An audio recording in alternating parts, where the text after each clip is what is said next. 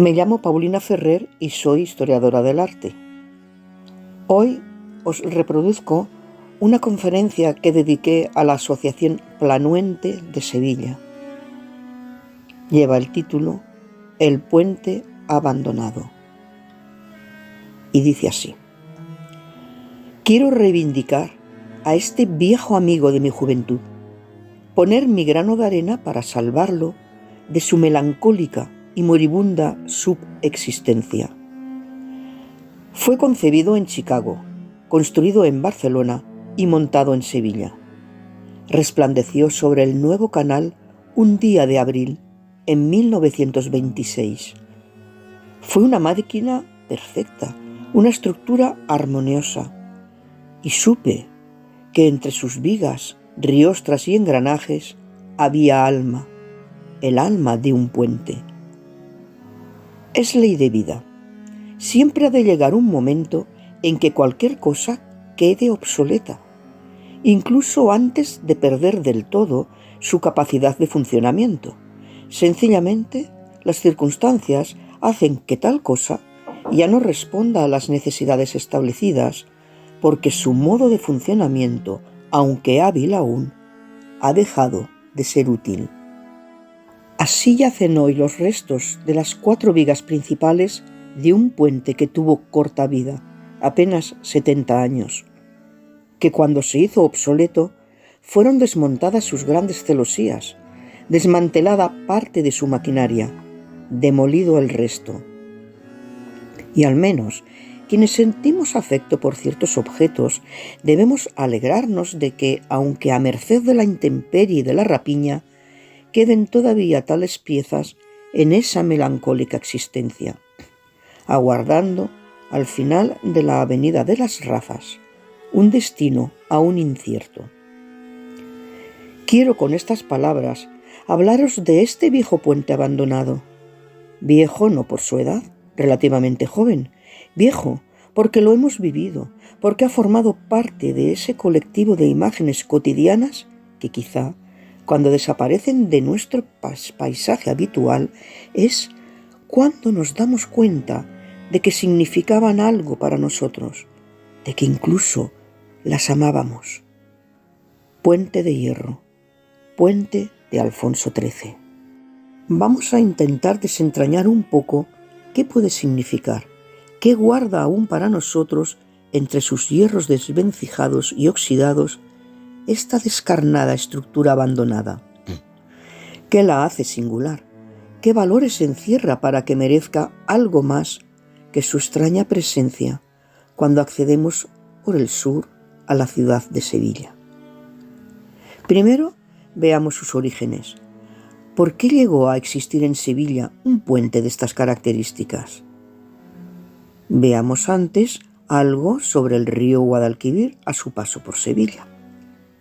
Como sabemos, la navegabilidad del Guadalquivir desde Sevilla hasta Sanlúcar es un hecho primordial en la existencia de Sevilla. La historia del río está ligada a la de la ciudad.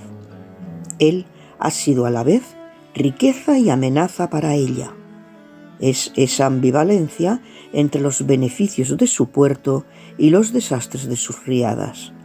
Por todo ello, cuando ha surgido la capacidad técnica, se ha sometido al río a un proceso, digamos, de domesticación por parte humana. En la imagen podemos ver, en orden sucesivo, las cortas de que ha sido objeto entre Sevilla y su desembocadura desde finales del siglo XVIII.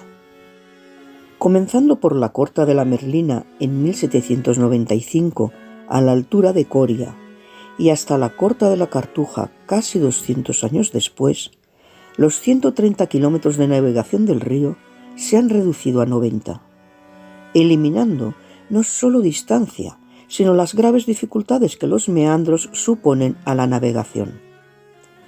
No va a ser hasta 1926 cuando se vea realizada la primera corta, con su correspondiente canal, situada en el puerto de Sevilla.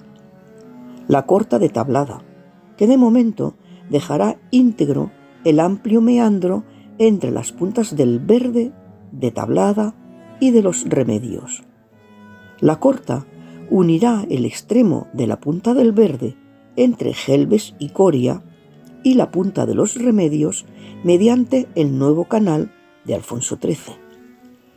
La obra de la Corta de Tablada iba incluida en la redacción del plan de Luis Moliny para la ampliación y mejoras del puerto de Sevilla y navegación en la Barra y la Ría, proyecto redactado en 1902, aunque tiene su origen a fines del siglo XIX.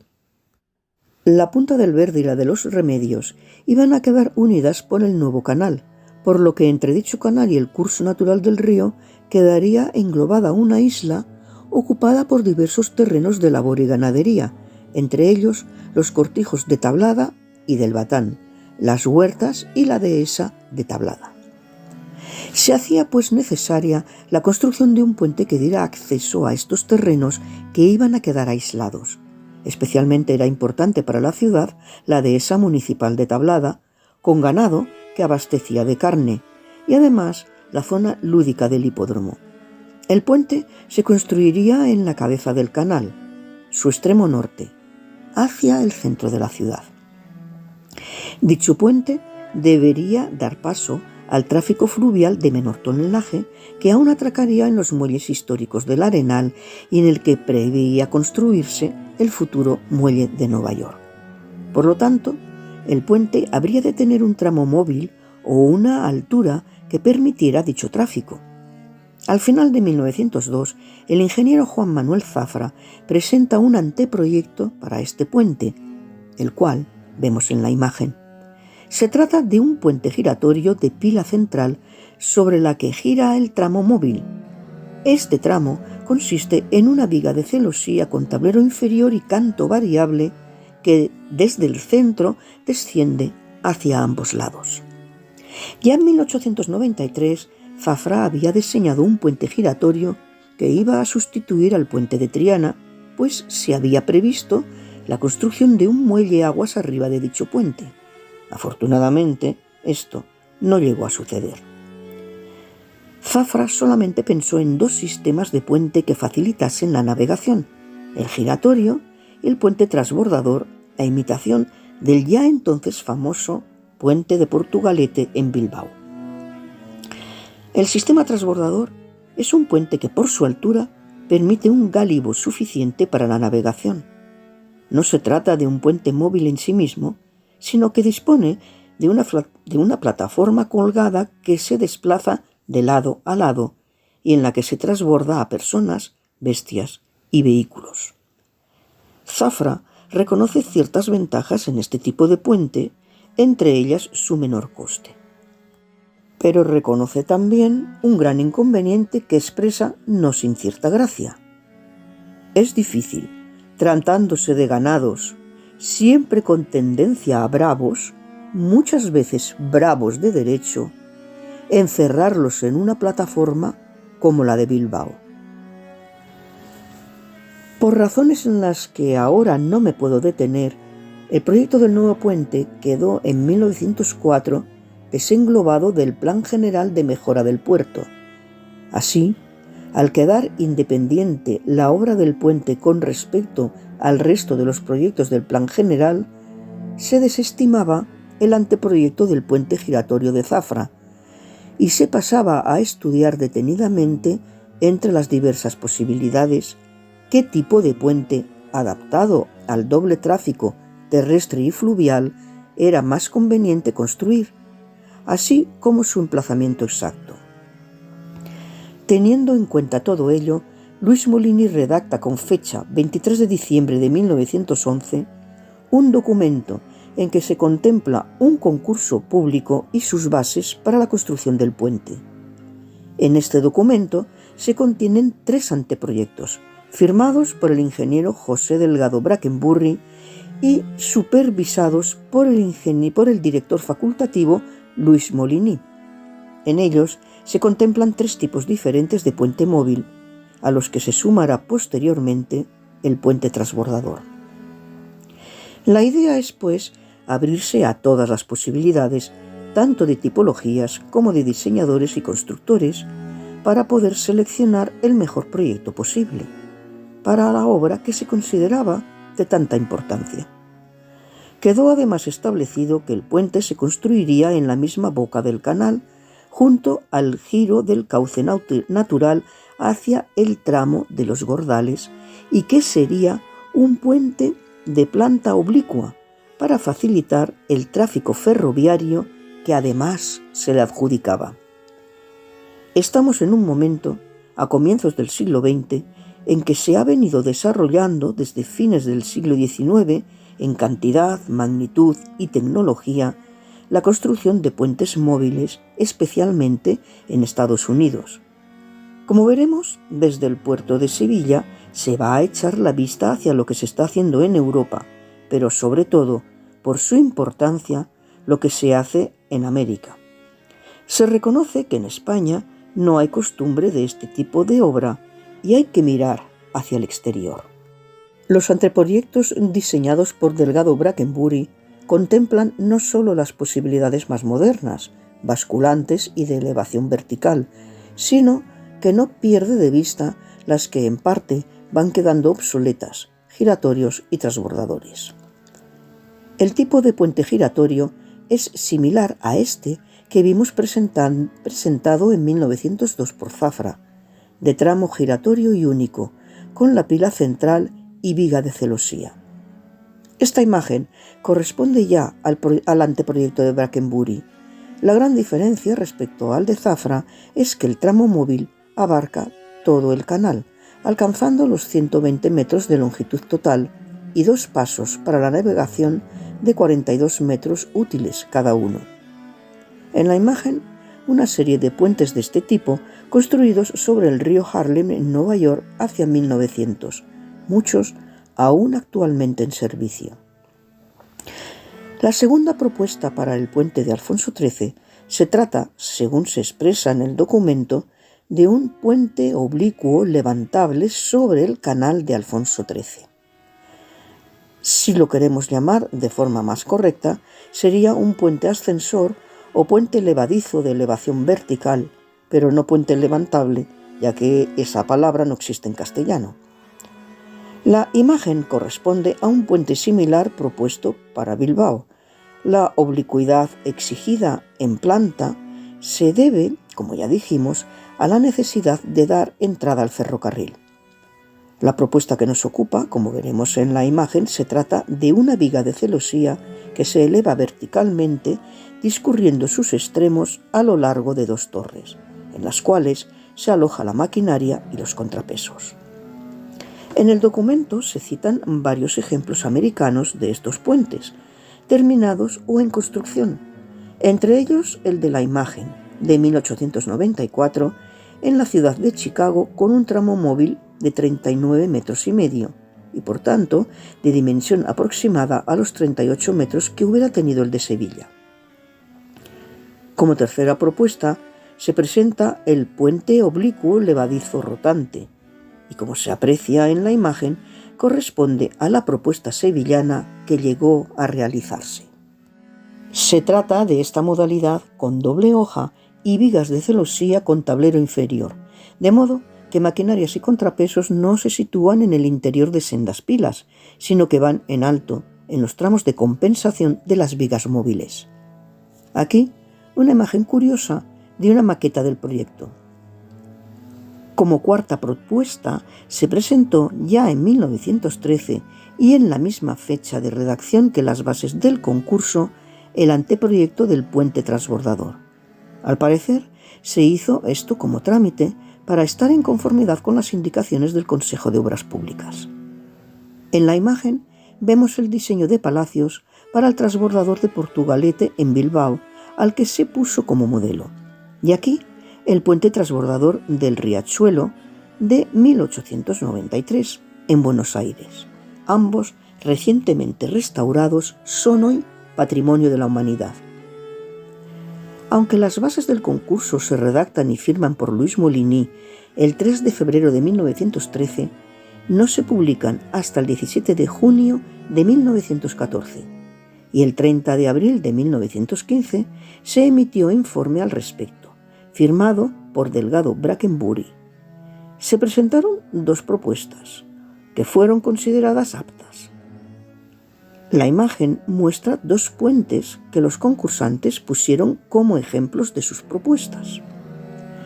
La Maquinista Terrestre y Marítima de Barcelona presentó un proyecto de puente levadizo rotante y la Sociedad Española de Construcciones Metálicas un proyecto de puente ascensor o de elevación vertical. La Maquinista Terrestre y Marítima presenta su proyecto con la cooperación de The Scherzer Rolling Leaf Bridge Company de Chicago, sociedad creadora de esta modalidad de puente móvil.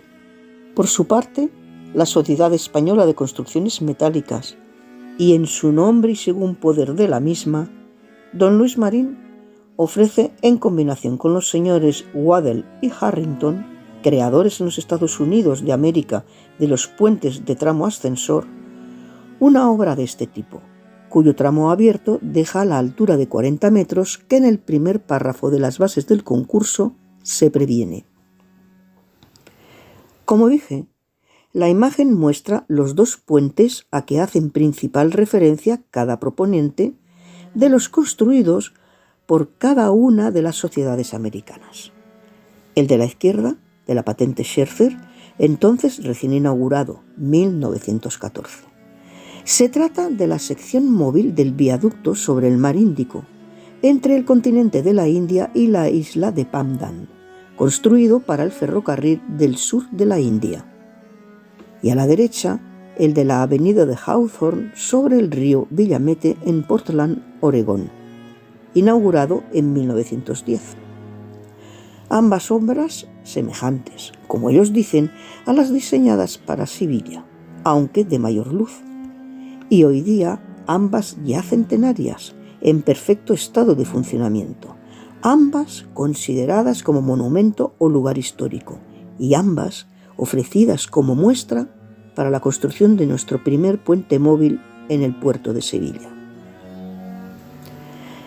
Al final del informe, el firmante, Delgado Brackenbury, se inclina por la conveniencia de adjudicar la obra a la Maquinista Terrestre y Marítima, explicando los motivos.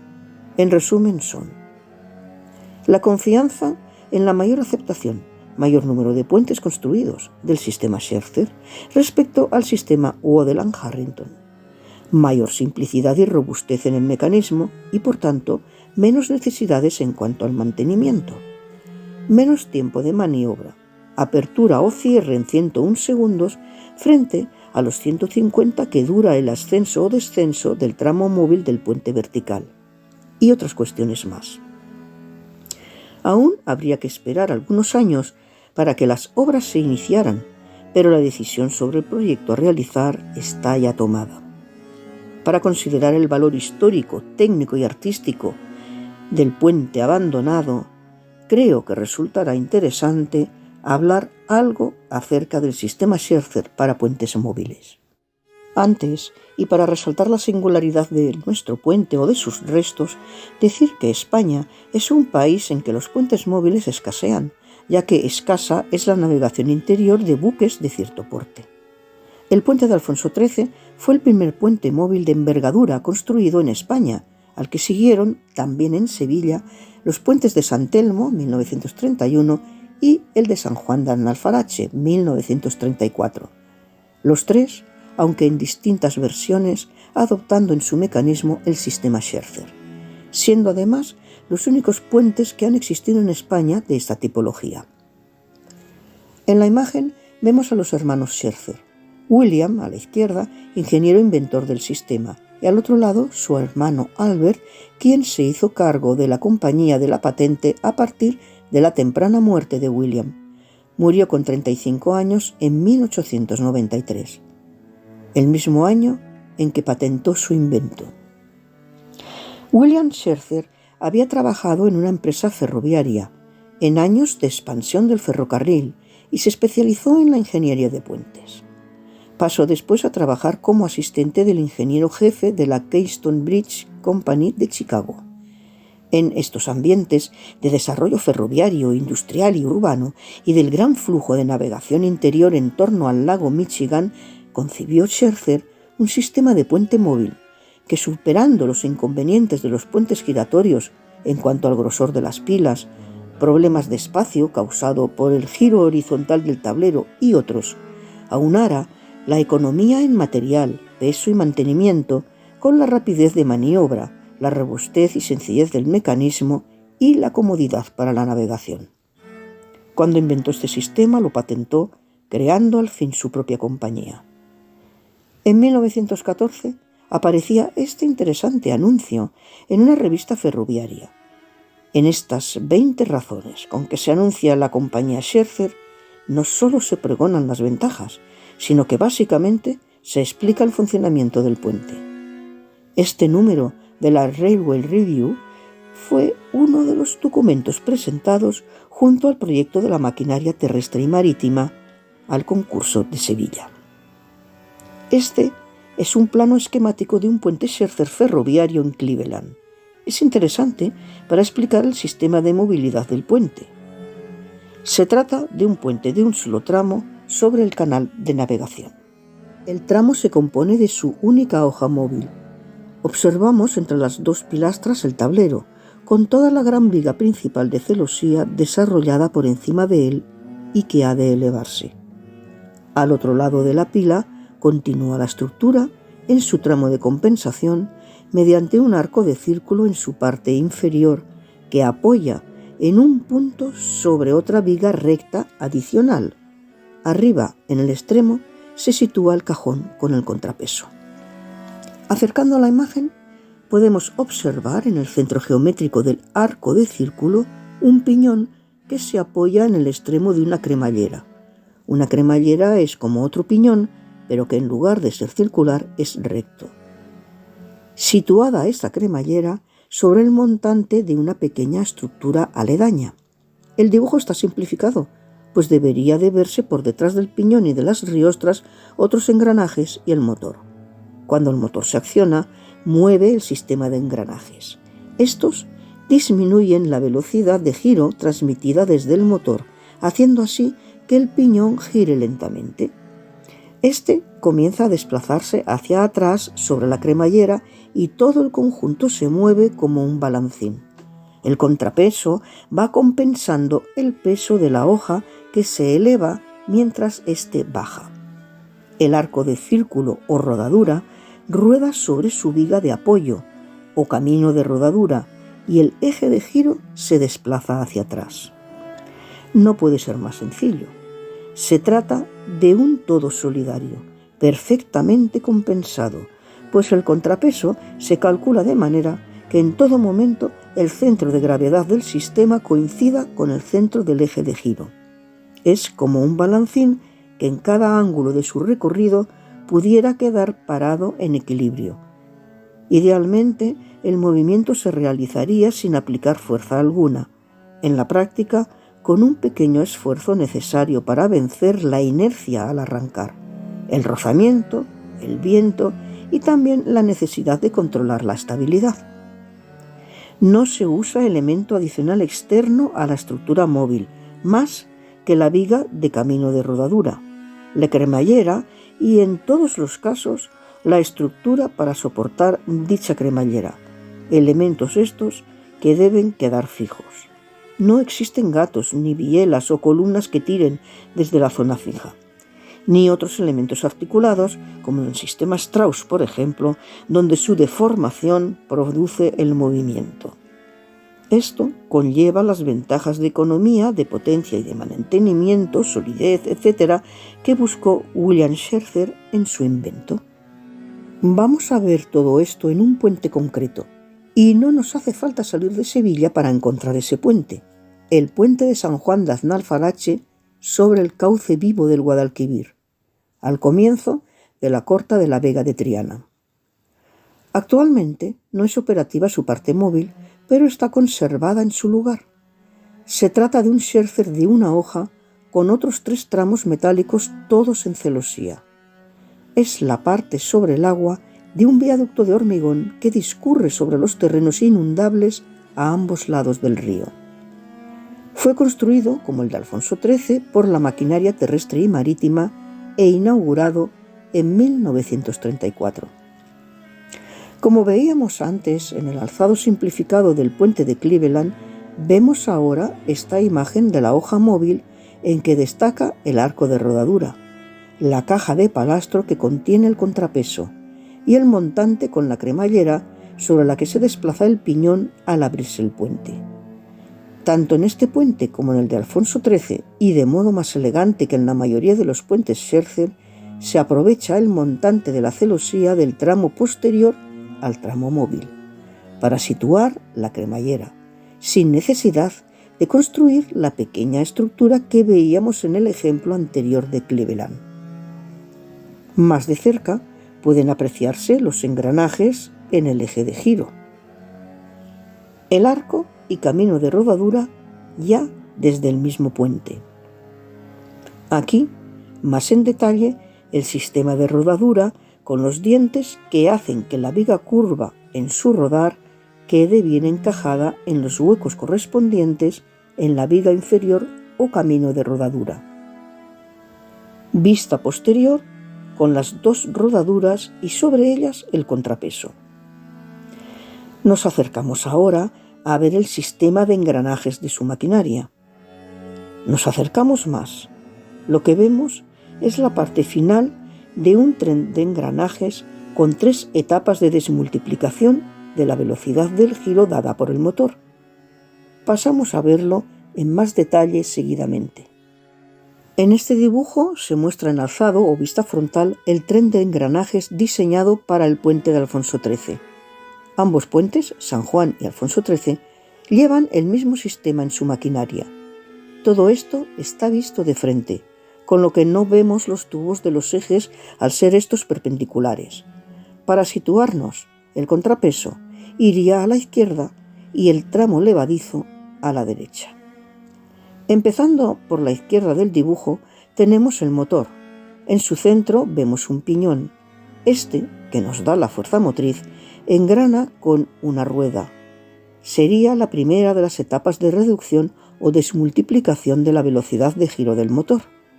En el centro de esta rueda se dispone un eje que, como dije antes, no se ve en el dibujo, con un piñón que engrana en la siguiente rueda. Es esta la segunda etapa de reducción. Y a continuación, del mismo modo, la tercera de las 3 etapas de desmultiplicación o reducción. En el centro de esta última rueda aparece el piñón de ataque que, al desplazarse sobre la cremallera que iría debajo de él, da movimiento al tramo móvil del puente. Esto es lo que podía verse antes de la restauración de los engranajes y piezas que aún quedan de la maquinaria del puente de San Juan. Con la restauración de 2009 se nos muestra claramente la maquinaria a través de una rejilla.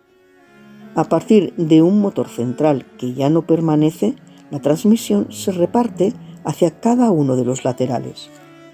Aquí vemos la rueda central de la primera etapa de la transmisión. Va montada con un diferencial llamado de equilibrio, diferente al de los automóviles, que puede o no usarse. En los puentes móviles de Bilbao, por ejemplo, se prefirió un eje rígido, sin diferencial. Se ven uno de los satélites y los 2 planetarios. Aquí la sección lateral de engranajes del lado izquierdo, la rueda con el diferencial de la primera etapa. De ella parte el eje con el piñón para engranar con la segunda rueda de la siguiente etapa y el eje de la etapa final con el piñón y tercera rueda.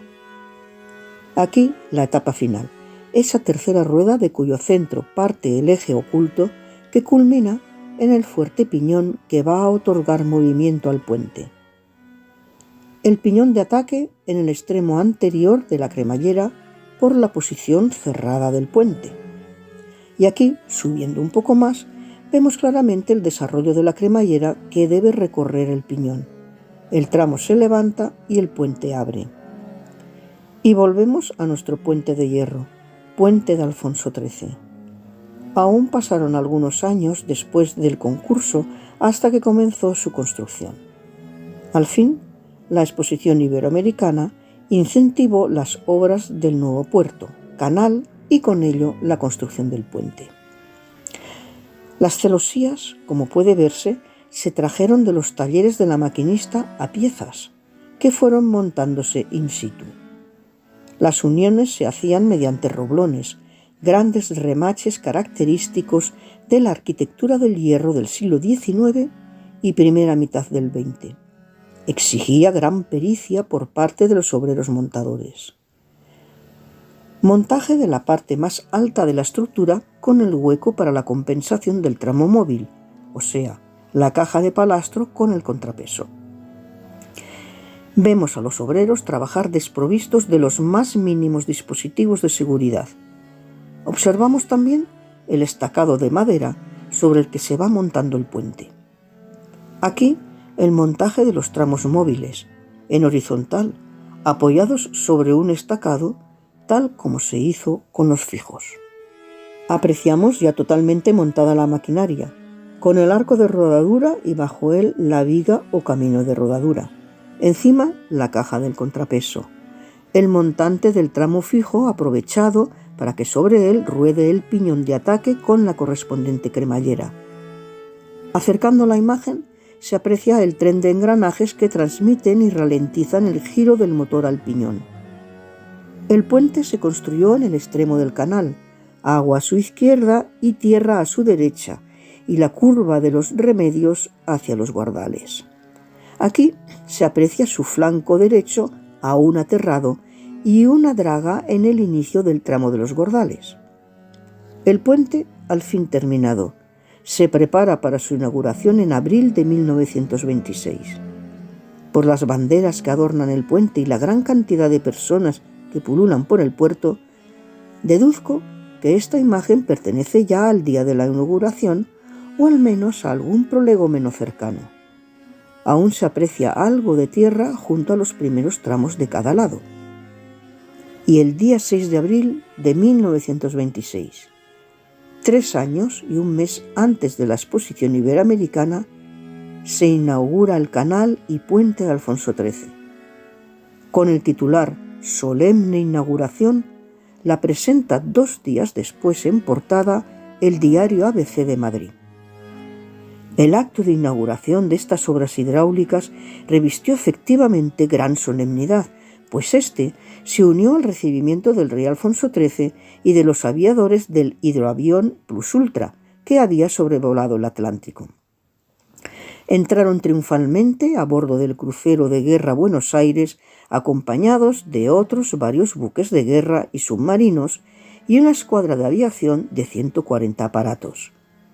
Las salvas de cañones desde los muelles, los adornos de banderolas, el gentío agolpado engrandecían el áulico desfile fluvial en que el puente, abierto, ofrecía un icono de gran fuerza expresiva, como imponente arco de triunfo o gigantescas lanzas alzadas al cielo de Sevilla rindiendo homenaje. Estas imágenes, por su gran carga significativa, su potente belleza y su optimismo hacia el sueño de una Sevilla mejorada gracias a los avances industriales y tecnológicos presentes y futuros, han perdurado en el imaginario colectivo de nuestra ciudad. Aquí uno de los submarinos participantes. Y el puente, tras esa inauguración fastuosa, que no pudiera olvidar si tuviera alma, como quizás soñase algún poeta, prosiguió su historia. Fue joven testigo de la Exposición Iberoamericana, como vemos en esta bella panorámica aérea. Hubo de sufrir las crecidas del río, cuando aún las aguas eran vivas al existir el tramo de los Guardales y sin los posteriores aterramientos y canalizaciones. Así lo vemos sosteniendo el paso del tren a vapor con las aguas casi a ras del tablero. Se observa aquí muy bien la entrada de la celosía, inclinada por la dirección oblicua que seguía el puente respecto a las orillas. Así lo apreciamos aquí también. Vemos las vías del tren, un automóvil de la época y algunos peatones. Se muestran, pues, los distintos tráficos compartidos por su calzada. Una vista curiosa del puente a media maniobra desde la actividad en el ferrocarril. En esta imagen de plenitud del puente se observa cómo el contrapeso cae prácticamente sobre el suelo de la calzada. No es un sistema articulado, Es un todo unitario funcionando como una balanza. La mañana del 16 de junio de 1947 llegó Eva Perón al aeropuerto de Tablada. En alas de la aclamación popular vemos a la comitiva pasar por el puente, camino del Hotel Alfonso XIII, donde se hospedó la primera dama argentina. Desde el club náutico, con dos chicas a la moda de los años 50, cuando al puente le colocaron estos altos montantes para llevar cables de la telefónica. Aquí se aprecia muy bien la belleza y elegancia de su diseño. A media apertura para un barco de pequeño porte, aún con los cables en alto, algo posterior a la imagen anterior, pues ya las pilas estaban marcadas con las líneas indicativas de precaución. Añoranza de nuestro puente. Y de aquellos arquillos. ¿Quién que haya vivido este puente no los recuerda? Postal de comienzos de los 70. Y en los 80, con los remolcadores Villa y Orellana, que fueron muy populares. La imagen de esta regata de pequeños veleros es encantadora, pero el puente estaba ya sentenciado. En tiempos de la Expo 92 había sido declarado obsoleto a poco de haberse inaugurado el Puente de las Delicias, muy cercano a él.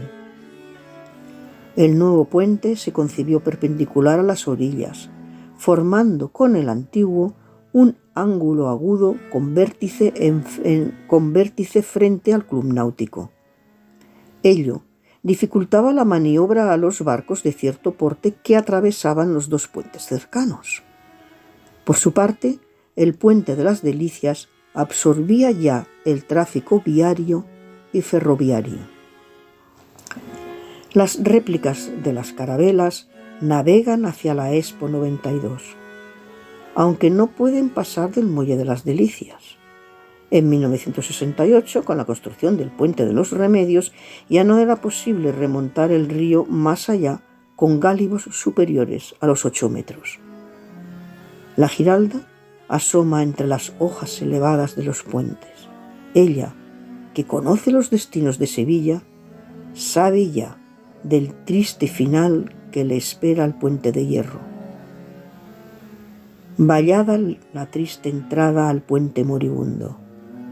Una vez cerrado al tráfico en 1992, se mantuvo abierta su estructura, pues no era necesario su camino terreno. No volvería ya a bajar sus brazos y que pasara entre ellos todo lo que tuviera que pasar. Y este era el trato que le estaba esperando, pues en 1998 se decidió su desmontaje, aún con la esperanza de ser pasarela en San Jerónimo. En barcazas se llevaron al Muelle de las Delicias sus 4 vigas principales, 2 fijas y 2 móviles, movilizadas las 4, y las 4 fijadas en la orilla que durante 70 años las había visto en acción. Las piezas viajaban heridas, deshechos los contrapesos y sus cajas de palastro, con los montantes traseros cortados y la mayoría de la maquinaria desaparecida. Los tramos de avenidas y los 12 pilares quedaron in situ a la espera de ser destruidos. Estos diagramas indican las partes perdidas del puente. Se marcan en rojo contrapesos, sus cajas y los montantes últimos. Abajo, tramos extremos o de avenidas. Pilares y estribos. Abajo se ven en planta de cubiertas todos los elementos eliminados. Esto es lo que queda básicamente de nuestro puente de hierro, puente de Alfonso XIII. Digo básicamente, pues buena parte de la maquinaria se perdió o desapareció en ese montaje y traslado, amén del posterior vandalismo que sufrieron las estructuras salvadas. El señorial y resplandeciente reflejo que le daba el río fue sustituido por los reflejos demacrados en los charcos del muelle. Sus arcos de rodadura, sistema Scherzer, quedaron sin camino sobre el que rodar, centinelas vigilantes de una ciudad que en sus contradicciones habitan la melancolía y el olvido. El tablero descarnado muestra sus roblones y su herrumbre, mas aún cabía esperar con la esperanza de ser pasarela en San Jerónimo. Pero al parecer eran superiores las prisas por retirar las piezas del muelle que de darles el posible destino. Alguna fiesta se celebraba en su calzada abandonada, a juzgar por los cristales rotos que de cuando en cuando aparecían sobre ella. Pero no eran esas las fiestas que más hubiéramos deseado. Los piñones de ataque, algún engranaje, prestan aposento a los pájaros. Una luz desciende entre los remaches roblonados. Aún en la baranda se nos recordaba que fueron elaboradas en la sevillana fundición de San Antonio. Mientras, en la cartela sobre la base del primer montante, se nos recuerda quiénes construyeron nuestro puente olvidado. Entre sus riostras va muriendo el sol de la tarde, y el rosicler profundo delinea su estructura descarnada. Hasta que una noche, fueron 4, se lo llevaron, no al destino esperado. El sueño de ser pasarela aguas arriba de la dársena no iba a hacerse realidad. Se lo llevaron a un lugar más recóndito, menos visible a los ojos de la ciudad alegre y confiada. En plataformas flotantes fue el primer traslado por el río. En plataformas rodantes, el segundo traslado por tierra. 4 noches bastaron, una por cada celosía. 2 móviles y 2 fijas. Tan móviles y tan fijas ahora, las unas como las otras. Y ahí quedó, en el muelle del Batán, frente a la dársena del Centenario, como cuando arrían un paso en Semana Santa, pero con menos palmas o menos devoción, sin la espera de la próxima levanta, a pesar de ser, o ya no, un puente levadizo, herrumbre arrumbada, camino hacia ninguna parte, nido de cigüeñas. Más allá del camino de rodadura por donde el puente se alzaba, un segmento de su baranda hace de barrera. Las hojas secas bajo el tablero de uno de los tramos fijos. Un recuerdo de quienes lo construyeron y la fecha. Ojalá os hubiera hecho comprender la historia, mejor, la vida en cuerpo y alma de este hoy triste amasijo de hierros que a la orilla de su río aún espera revivir. Y ojalá que nuestro puente abandonado no acabe disolviéndose en un sueño.